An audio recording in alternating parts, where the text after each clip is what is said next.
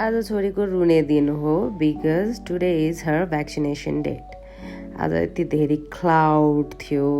अनि यति चिसो ओ माई गड अनि हामीले चाहिँ स्कुटीमा छिटो छिटो लिएर गयौँ हाम्रो छोरीलाई भ्याक्सिन लगाउनको लागि अनि त्यस पछाडि त के थियो यति गाह्रो होइन फर्स्टमा त she started playing with toys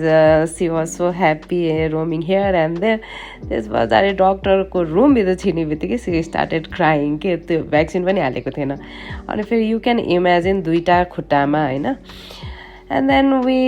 went to the Thakali यस्तो मिठो खाना खायौँ हामीले केही पनि खाएको थिएन त्यस पछाडि घर आएर एकछिन रेस्ट गरेर फेरि बाटपट्टि नै सपिङमा गयौँ अनि यहाँको यो चाहिँ कताको हो यो I forget I will mention अनि त्यस पछाडि हामीहरूले मलाई चाहिँ नक्सालको एकदम मनपर्छ बिकज त्यहाँ ठुलो छ अनि यहाँ बच्चाहरू चाहिँ पुरै लाइनअप भएर बसिरहेको थियो क्या फ्रीको चाउचाउ टेस्ट गर्नको लागि भनेर अनि के थियो त्यस पछाडि म माथि गएँ मलाई चाहिँ एउटा वाटर बोटल चाहिएको थियो एकदम क्युट अनि सानो मेरो बच्चाको लागि but I couldn't find it त्यहाँ थिएन मैले यताउति भिडियो खिचेँ मलाई बाटपट्टिमा गएर बस्न पनि एकदम मजा लाग्छ त्यस पछाडि हामीहरू सिजनल फ्रुट किन्यौँ अनि भेजिटेबल्सहरू किन्यौँ थ्याङ्क यू फर दि